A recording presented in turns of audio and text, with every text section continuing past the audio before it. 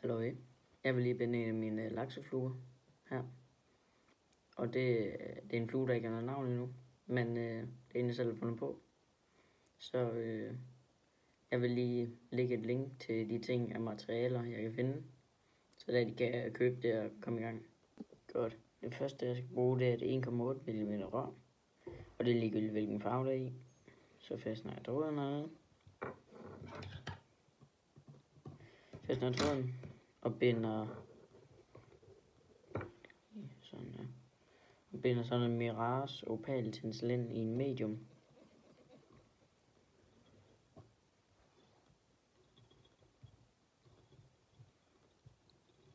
Bare lige laver så en lille hugpunkt dernede.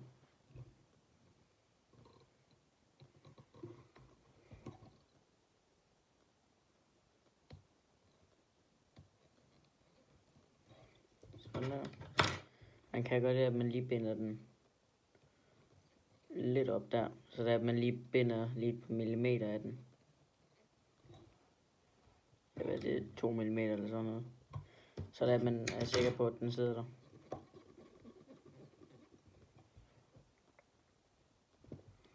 Så kan man lige tage sin fluebindingslak eller noget sekundlim. Det er lidt ligegyldigt, hvad det er, man bruger. Når der jeg binder mange, så binder jeg den her del, lakker den, og så overtørrer.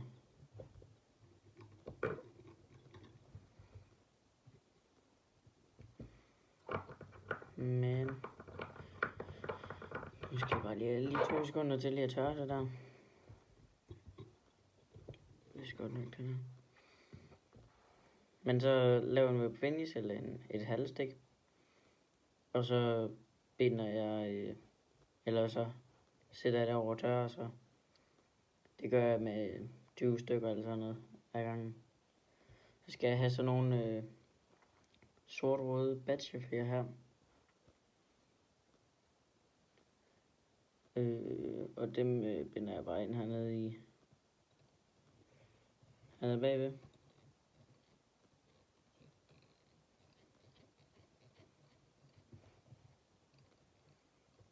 Sådan der. Og så kan man tage sin saks, lige lægge den på der, så der man lige bukker fibrene, så de kommer over og ligge på den rigtige side. Så er det noget nemmere at tørre det. Så kan man også lige tjekke, at ens hækkel det sidder godt fast. Okay, så jeg giver den en. 2. Jeg plejer i den omgang 3. Og en tredje. Så det er ikke meget godt. Jo. Den får lige en 4. Ja, det er vist meget godt. 3-4 tørren cirka. Alt afhængig af hvor kraftigt man lige vil have sin flue, og så også om hvor kraftigt man vil have den, og hvor kraftig fjeren den er i fibrene, og hvor tæt fibrene de sidder, og sådan her, binder den fast. Og så skal vi have noget sådan noget rød holo tinsel. Bare sådan lige et par strå. Og dem lægger jeg i sådan 2 stykker eller sådan noget, og lægger dem dobbelt. Så jeg får 4. Så klipper jeg dem. Så jeg har 4. Og så binder jeg det ind. Lige sørge for, at det ikke er sammenlignet alle sammen. Fordi så kommer de bare til at klaske sammen ud i vandet. Sådan der. Forlænge den der lidt. Sådan der. Så binder jeg den ind, så den er et par centimeter langt. Cirka samme længde, som man vil have sin endelige flues længde. Så er den stille der. Bukker det tilbage. Og så er det jo så alt afhængig af, hvor meget flash man har taget. Så skal man beslutte sig for, om man vil bare lade det være bukket tilbage, eller om man lige vil klippe det af, eller ja, man lige synes, hvor meget flads den lige skal have. Så laver jeg et jævnt lag bindesprøde. Der gik den lige ud af stikket. Det er lidt noget stift rør, jeg binder på her. Så det er lidt svært lige at sætte røret ordentligt fast i stikket. Det er vel sådan noget der frem.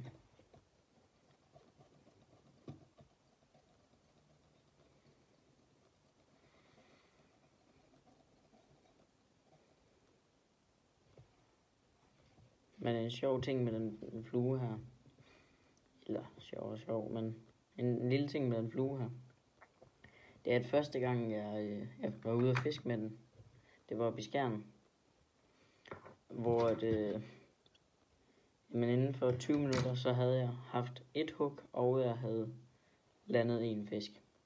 Så 2 hug i det hele. Så tager jeg sådan et stykke Verus holotensel i en medium, vil jeg anbefale. Jeg har den i en larta, den kan godt blive lidt for bred, når det er, at man skal tørne den henover her. Så jeg binder den ind op foran, og så kører jeg den tilbage over. Helt tilbage til haglet.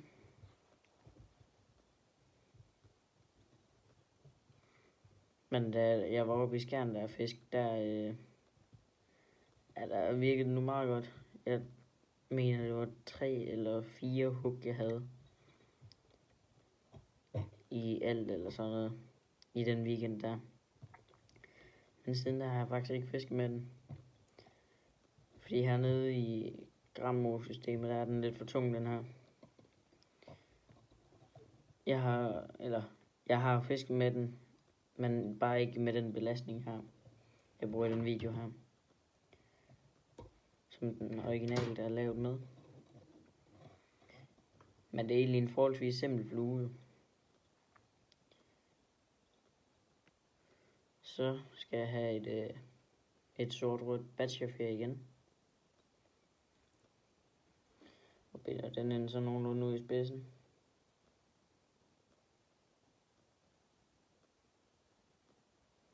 Derude. Binder det ind. Sådan der. Bukker fiberne. Det er også en god ting, man lige kan tjekke med. Er min fjer nu bundet ordentligt fast, så den ikke lige går op. Fordi hvis der den ikke er bundet ordentligt fast, så vil den jo bare give slip, når man gør sådan her. Fordi at der kommer alligevel noget pres på fjeren. Så hvis der man har nogle tynde, dårlige fjer, så skal man lige passe lidt på med det. Man kan også vælge bare at fugte sine fingre. Hvad var det? 3.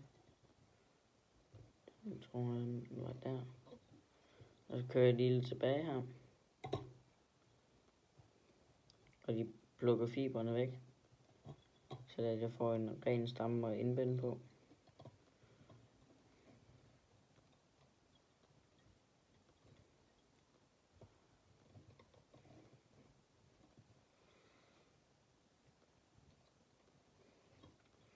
Så jeg skubber det lidt tilbage her.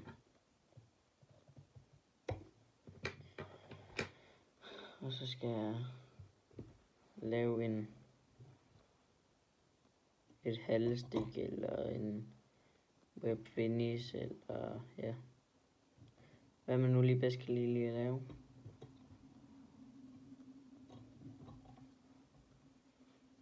Man kan selvfølgelig også bruge værktøj, men jeg er bare vant til bare at bruge mine fingre. Det synes jeg det er lidt hurtigere. Når det er, man sidder og skal binde en masse, og så holder den jo næsten lige så godt. Eller den holder lige så godt.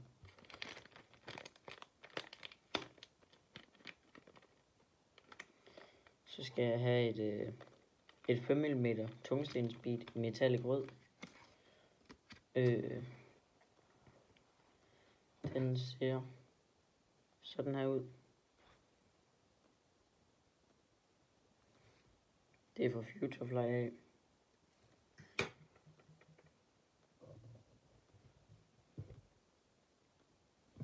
Sådan der, sætter den ind over.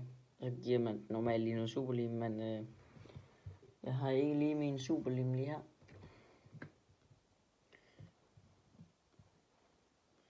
Og så kører man op foran her, fæstner tråden.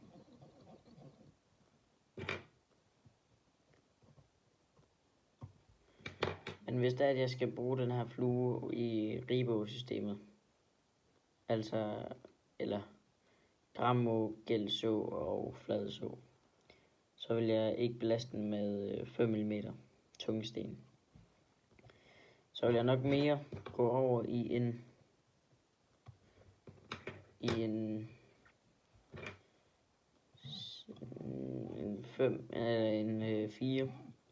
mm tungsten. Der kan man købe nogle op fra Flua af og ved Martin, som er de, der kan man købe sådan nogle 100 styks pakker. Og dem får man da brugt lidt af. Jeg tror, den skal have den der.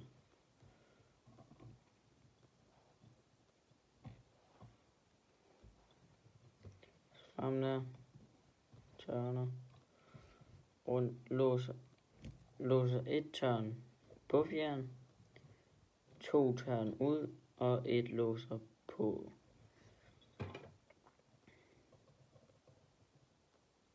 Så går den fjerde aldrig nogensinde nogen steder. Og så er det finish igen, eller halvstik, eller halvstik, eller ja, det sagde jeg 2 gange. Det er bare lige igen, hvad der man lige har lyst til at bruge. Og hvad man kan få til at holde allerbedst. Så tager man lige med sin dubbingnål, eller laknål, eller hvad man kalder det. Og lige tager lidt superlim på. Pas på, at man ikke får det ud i fiberne. Det kan godt blive noget træls noget. Og så skubber man den her ind over. Det er sådan 6 mm. Tungstens, eller nej, 6 mm. UFO-disk fra Futurefly også. Skubber den godt ind over. Og så skal den lige have lov til lige at tørre i 2 sekunder, hvis der man bruger superlim. Og ellers så tager man lige og klipper røret af, eller skærer det. Og så brænder man lige en lille krav. Held og lykke med at binde den derude.